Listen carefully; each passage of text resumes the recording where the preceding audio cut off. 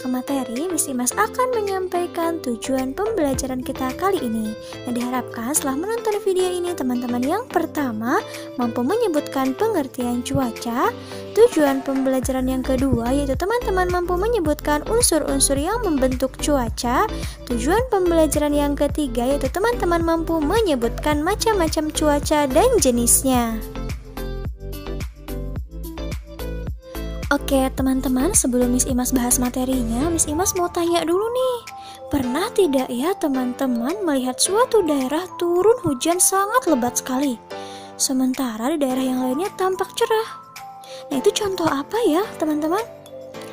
Betul, kejadian yang teman-teman alami dan teman-teman lihat itu merupakan contoh kejadian cuaca. Nah, cuaca itu apa ya? Oke, Miss Imas bantu jelaskan ya teman-teman. Cuaca adalah keadaan udara yang berlangsung pada suatu tempat dan jangka waktu tertentu. Keadaan cuaca dapat berubah-ubah ya teman-teman. Nah, cuaca itu berlangsung dalam waktu yang singkat. Bisa jadi hanya berlangsung beberapa jam atau dalam waktu sehari. Oke, cuaca itu dapat berubah-ubah dan berlangsung dalam waktu yang singkat. Nah, hal ini bisa kita buktikan dengan melihat dan mengamati perubahan cuaca pada pagi hari, siang hari, dan malam hari. Pada pagi hari misalnya cuacanya cerah, lalu siang hari panas. Nah, akan berbeda lagi dengan cuaca pada malam hari. Nah, itu membuktikan bahwa cuaca itu berlangsung dalam waktu yang singkat dan cepat berubah. Untuk mempelajari keadaan cuaca itu ada ilmunya teman-teman. Nah, ilmu yang mempelajari tentang keadaan cuaca disebut ilmu meteorologi. Di Indonesia ada lembaga khusus yang secara terus-menerus mengamati keadaan cuaca, yaitu Badan Meteorologi, Klimatologi, dan Geofisika atau disingkat dengan BMKG yang berpusat di Jakarta. Nah, BMKG memiliki tugas untuk mencatat dan menyelidiki keadaan udara seperti suhu udara, temperatur udara, tekanan udara, keadaan awan, dan curah hujan. BMKG juga memiliki stasiun pengamatan cuaca yang tersebar di seluruh wilayah Indonesia. Oke, teman-teman di sini ada yang sudah tahu belum ya jenis-jenis cuaca itu apa saja ya? Betul, yang pertama cuaca cerah. Nah, simbolnya seperti ini. Yang kedua cuaca panas. Nah, simbolnya tidak jauh berbeda ya teman-teman. Hanya saja kalau cuaca panas mataharinya lebih terik. Yang ketiga cuaca berawan. Nah, simbolnya seperti ini teman-teman ya.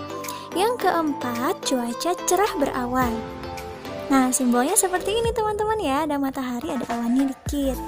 Yang kelima cuaca dingin. Yang keenam cuaca hujan. Yang ketujuh cuaca berangin. Yang kedelapan cuaca mendung. Dan yang kesembilan cuaca malam hari cerah. Baik, Miss Imas jelaskan satu persatu ya teman-teman. Yang pertama cuaca cerah. Nah, ada ciri-cirinya teman-teman.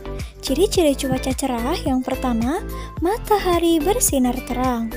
Yang kedua, udara terasa hangat. Yang ketiga, angin berhembus sepoi-sepoi.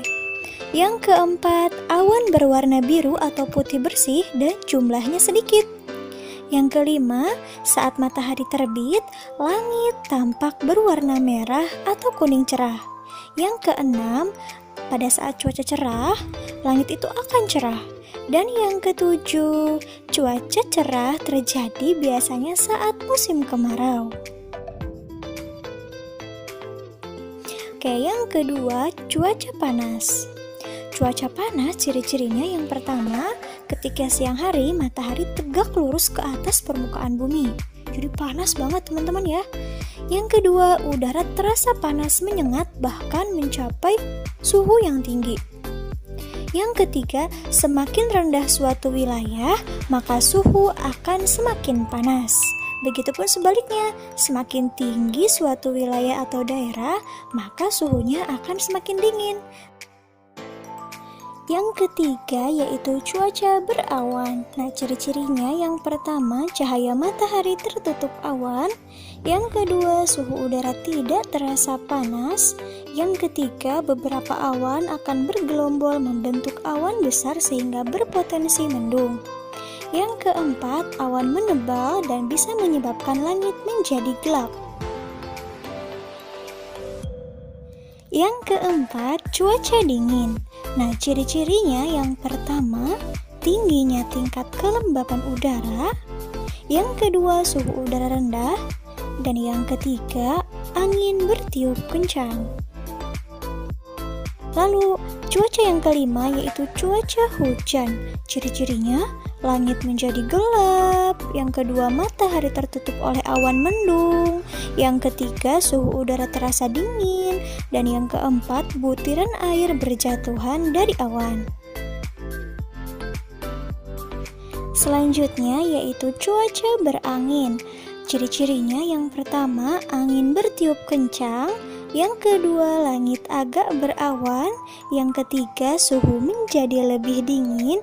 Dan yang keempat, cuaca ini berpotensi menimbulkan angin kencang yang bisa merobohkan bangunan dan menerbangkan benda-benda ringan yang dilalui angin tersebut. Oke, cuaca yang ketujuh itu cuaca malam hari cerah. Nah, malam hari cerah itu ada cirinya teman-teman.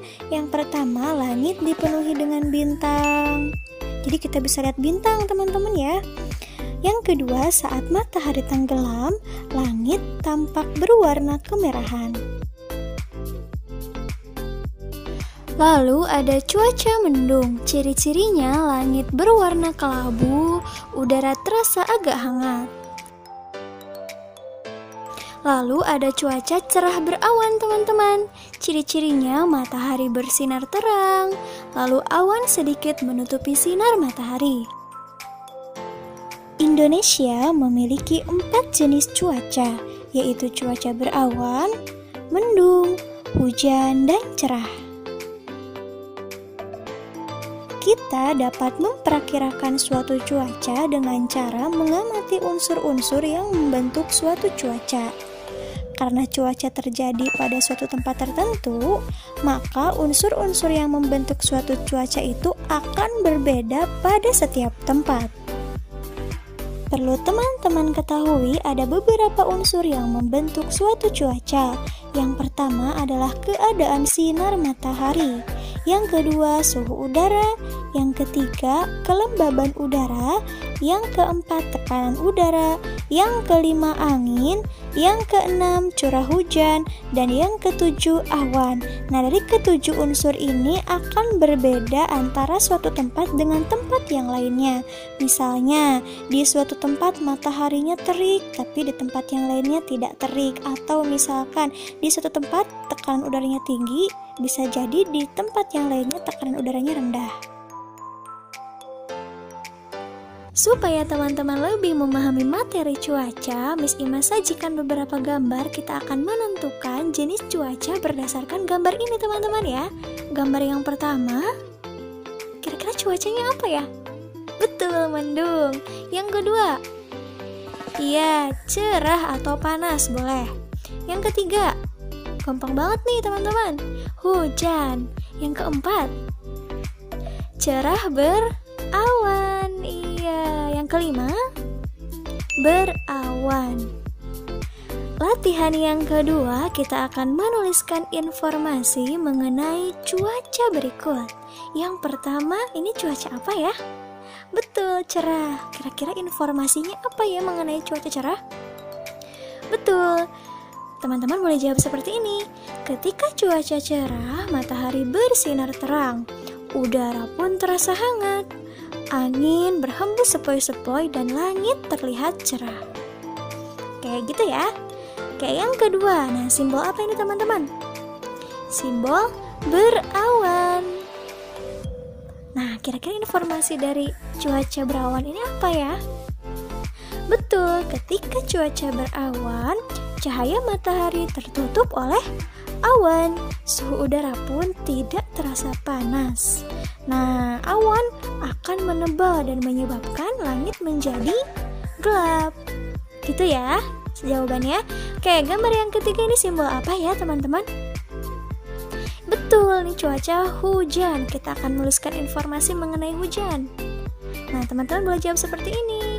Ketika hujan, langit menjadi gelap, suhu udara terasa dingin, dan butiran air berjatuhan dari awan. Kita akan menemukan beberapa kata yang berhubungan dengan cuaca dari tabel yang berisi huruf-huruf acak ini. Nah, di huruf acak ini kita akan menemukan tuh kata-katanya. Yang pertama, kata cerah. Mana ya? Coba. Betul nih teman-teman, boleh teman-teman garisin atau tandai ya. Cerah. Kayak ketemu ya. Lalu kata sinar. Mana ya? Coba ya dilihat. Betul, yang ini teman-teman boleh tandai ya. Lalu kata hujan. Oke, pinter. Nah, yang ini teman-teman tandai juga. Lalu matahari. Gampang nih teman-teman, matahari ada di ujung. Betul, ada di sini. Tandain ya teman-teman. Lalu kata awan. Awan di mana ya? Betul, ini awan. Teman-teman tandai. Terakhir, terik. Betul banget. Ini teman-teman ya, teman-teman tandai ya. Oke, latihan selanjutnya Miss Imas punya bagan mengenai cuaca. Nah, kita akan isi bagan ini dengan kata-kata yang belum tersusun ini nih teman-teman. Nah, yang berhubungan dengan cuaca kira-kira kata-kata apa ya? Panas berhubungan? Betul, teman-teman letakkan di sini. Lalu, berawan. Betul, berhubungan dengan cuaca kan? Oke. Cerah, berhubungan dengan cuaca tidak? Iya, betul. Pindahkan ke sini. Lari. Teman-teman, berhubungan dengan cuaca nggak kata lari? Tidak. Ya, lanjut. Hujan. Betul, berhubungan dengan cuaca. Berarti teman-teman pindahkan ke sini ya. Lalu dingin. Betul juga. Pindahkan lagi. Langit. Betul, pindahkan lagi. Buku. Bukan. Lalu ada kata mendung. Berhubungan dengan cuaca kan? Oke, betul. Pindahkan. Basah. Betul juga. Berhubungan dengan cuaca kan? Kalau hujan kira-kira basah nggak? Iya, berarti basah berhubungan dengan cuaca. Pindahkan. Lalu bermain. Tidak teman-teman. Makanan? Tidak juga. Pohon? Apalagi bukan. Oke, jadi yang berhubungan dengan cuaca itu ada kata panas, berawan, cerah, hujan, dingin, langit, mendung, dan basah. Nah, dari pembahasan materi cuaca tadi dapat kita tarik kesimpulan bahwa cuaca itu berlangsung pada wilayah tertentu dalam waktu yang sangat singkat serta cepat berubah. Cuaca yang berubah-ubah bisa membuat kegiatan manusia juga berubah-ubah ya teman-teman. Hai teman-teman. Sebelum kita ke materi, Miss Imas akan menyampaikan tujuan pembelajaran kita kali ini. Nah, setelah menonton video ini diharapkan teman-teman yang pertama mampu memahami pengertian dan ciri-ciri kalimat efektif. Yang kedua, teman-teman mampu membuat kalimat efektif dengan tepat berdasarkan kosakata tertentu. Tujuan pembelajaran yang ketiga, teman-teman mampu merubah kalimat tidak efektif menjadi kalimat efektif. Oke, sebelum ke materi, Miss Imas mau tanya dulu nih teman-teman.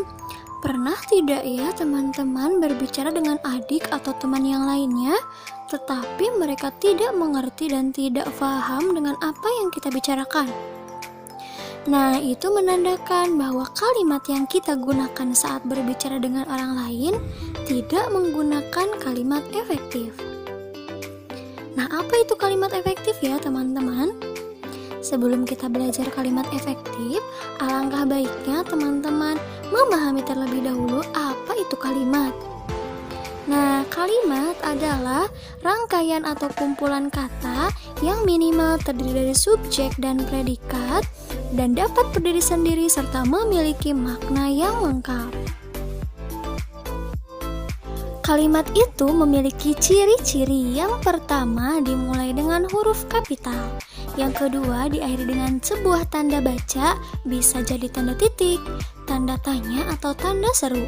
Ciri yang ketiga yaitu kalimat minimal mengandung subjek dan predikat.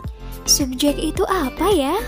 Oke, subjek adalah pelaku atau kata benda dalam sebuah kalimat. Subjek bisa berupa nama orang, hewan, tumbuhan, benda, sapaan, dan lain-lain. Nah, Miss Imas punya sebuah contoh kalimat. Mana ya subjeknya? Dayu sangat suka bersepeda. Subjeknya mana ya teman-teman, pelaku atau kata bendanya?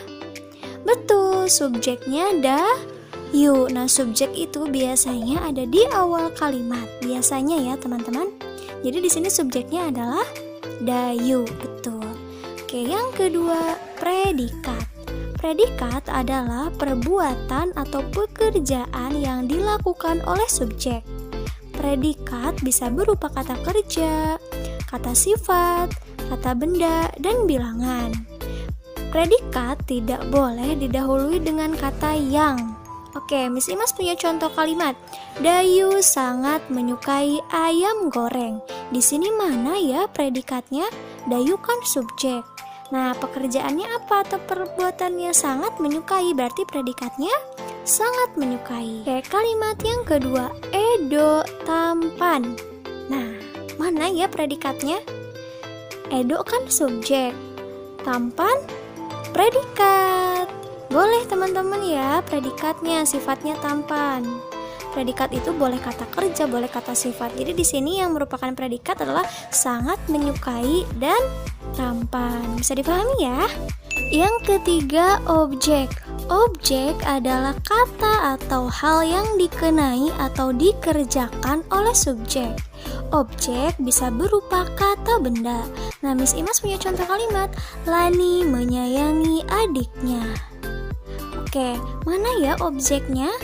Oke, Lani itu subjek, menyayangi kata kerja, predikat. Nah, adiknya objek, betul sekali. Oke, yang ketiga adalah keterangan. Keterangan adalah bagian kalimat yang berfungsi memperjelas sebuah kalimat sehingga komunikasi mudah difahami.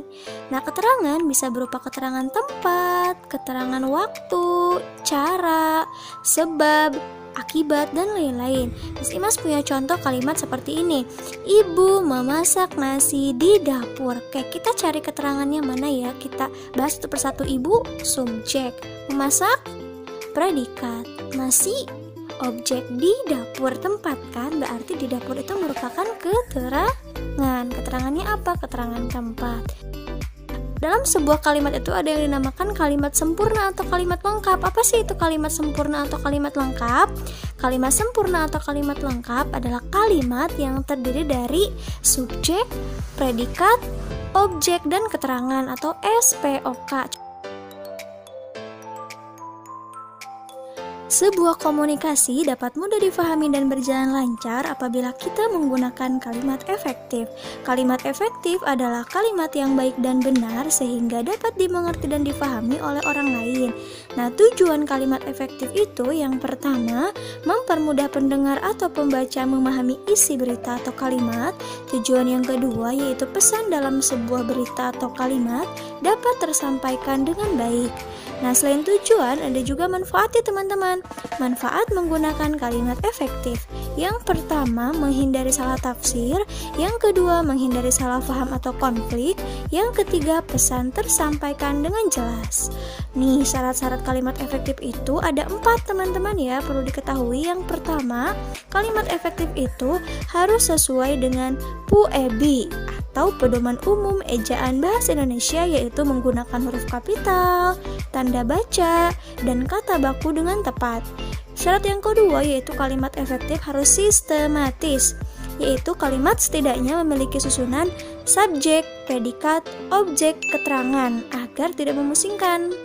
Syarat yang ketiga yaitu kalimat efektif itu tidak ambigu atau tidak membingungkan. Dan yang keempat, tidak boros dan bertele-tele kalimatnya. Untuk memahami sebuah kalimat itu efektif atau tidak, kita harus memahami ciri-ciri kalimat efektif. Nah, ciri yang pertama yaitu struktur bahasanya baik, yakni sesuai dengan ejaan yang berlaku, yaitu diawali dengan huruf kapital, diakhiri dengan tanda baca, dan menggunakan kata baku. Nah, contoh kalimat di sini, ibu membeli obat di apotik. Nah, kalimat ini belum efektif ya teman-teman, karena ibunya tidak memakai huruf kapital dan kata apotiknya seharusnya memakai kata apotek. Jadi kalimat efektifnya ibu membeli obat di apotek. Ciri yang kedua yaitu kesepadanan struktur, yaitu memiliki susunan subjek, predikat, objek, dan keterangan supaya lebih mudah difahami. Contoh kalimatnya, ayah menyiram tanaman pada pagi hari.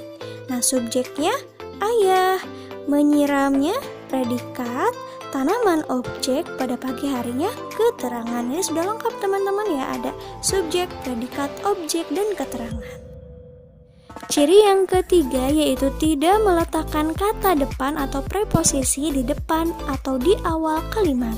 Contohnya, bagi semua peserta diharapkan masuk ruangan. Nah, ini kalimatnya tidak efektif teman-teman karena ada kata depan bagi di awal kalimat. Ini nggak boleh teman-teman ya.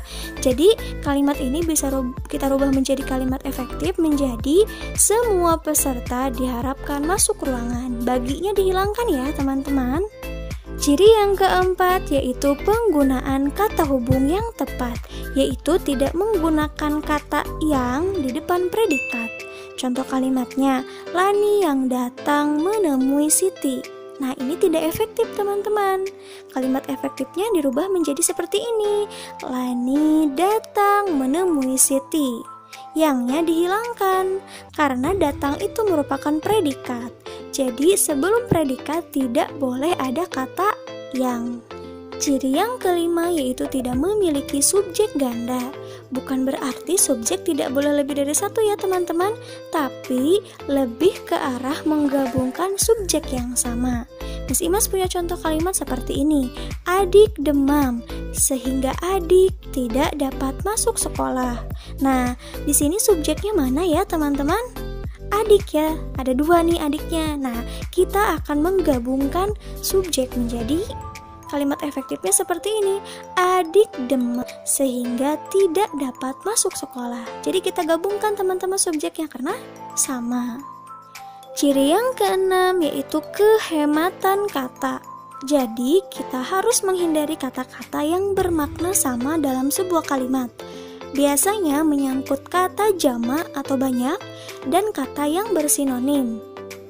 Contohnya Miss Imas punya kalimat para guru-guru mengadakan rapat di sekolah. Kira-kira ini kalimatnya efektif atau belum ya? Belum teman-teman. Nah, di sini ada yang agak keliru di kata para. Para itu kan banyak, guru-guru banyak. Berarti kita hilangkan salah satunya. Kalimat ini bisa kita ubah menjadi kalimat efektif menjadi para guru mengadakan rapat di sekolah. Atau bisa menjadi seperti ini, guru-guru mengadakan rapat di sekolah. Nah, itu kalimat efektifnya ya teman-teman. Ciri yang ketujuh yaitu kesejajaran bentuk. Hal ini menyangkut imbuhan dalam kata-kata yang ada di kalimat. Kalimat efektif itu harus memiliki imbuhan yang paralel dan konsisten. Misalkan Miss Imas punya contoh kalimat, cara mencegah penyebaran penyakit DBD adalah dengan cara mengubur, menguras, dan penutupan. Nah, ini kalimatnya belum efektif teman-teman ya. Ada di kata-kata penutupan. Ini harusnya bukan penutupan teman-teman, lihat kan teman-teman itu mengubur, menguras, harusnya menutup. Jadi kalimat efektifnya cara mencegah penyebaran penyakit DBD adalah dengan cara mengubur, menguras, dan menutup. Itu memiliki imbuhan me. Ciri yang ke-8 yaitu ketegasan makna. Biasanya letak subjek itu selalu di awal kalimat teman-teman, mendahului predikat. Namun dalam beberapa kasus tertentu, kita bisa meletakkan keterangan di awal kalimat untuk memberikan makna penegasan. Misalnya dalam kalimat perintah, larangan, atau anjuran yang umumnya diikuti partikel lah ataupun. Contohnya misalkan Miss Imas punya kalimat, kamu sapulah lantai agar bersih. Ini tidak efektif kan teman-teman? Nah, kita ubah menjadi kalimat efektif dengan meletakkan keterangan di depan. Sapulah lantai rumahmu agar bersih. Syarat yang terakhir itu yang ke-9, yaitu memilih kata yang tepat. Misalkan Miss Imas punya contoh kalimat, rumah itu sedang dibuat. Nah, ini merupakan bukan kalimat efektif teman-teman ya. Harusnya kalimat efektifnya seperti ini, rumah itu sedang dibangun. Karena kalau yang dibuat itu kan biasanya kue atau makanan, minuman, dan lain-lain. Oke teman-teman, kita akan latihan membuat kalimat efektif dari kosakata yang telah disediakan. Ada kata cerah, hujan, mendung, dan panas. Dalam membuat kalimat efektif, usahakan ada subjeknya, predikatnya, objek, dan keterangan. Oke, kita akan membuat kalimat efektif dari kata cerah. Boleh kalimatnya seperti ini teman-teman ya. Benny bermain bola saat cuaca cerah. Oke, Benny apa? Subjek. Bermain predikat. Bola objek. Saat cuaca cerah, keterangan waktu. Nah, udah lengkap ya SPOK-nya. Oke, kata yang kedua yaitu hujan. Kalimatnya seperti ini. Andi minum teh hangat ketika hujan. Andi subjek, minum predikat, teh hangat objek, ketika hujan, keterangan. Oke, yang ketiga mendung. Kalimatnya boleh seperti ini teman-teman. Ibu mengangkat jemuran ketika cuaca mendung. Ibu subjek mengangkat predikat, jemuran objek, ketika cuaca mendung itu keterangan waktu. Oke, Kak, paham ya? Yang keempat, kata panas. Nah, kalimatnya boleh seperti ini. Lani mengeluarkan keringat saat cuaca panas. Oke, mana subjeknya teman-teman? Betul, Lani. Mengeluarkan itu apa? Predikat. Keringat, objek. Saat cuaca panas, keterangan waktu. Jadi sudah paham ya teman-teman, kalimat efektif itu setidaknya ada subjeknya, ada predikatnya, ada objeknya, ada keterangannya, supaya mudah difahami. Oke teman-teman Miss Imas, sekian dulu ya kelas online bersama Miss Imas kali ini. Semoga apa yang Miss Imas sampaikan bisa bermanfaat. Nah teman-teman tetap jaga kesehatan, tetap semangat, dan tetap belajar walaupun teman-teman di rumah ya. Wassalamualaikum warahmatullahi wabarakatuh.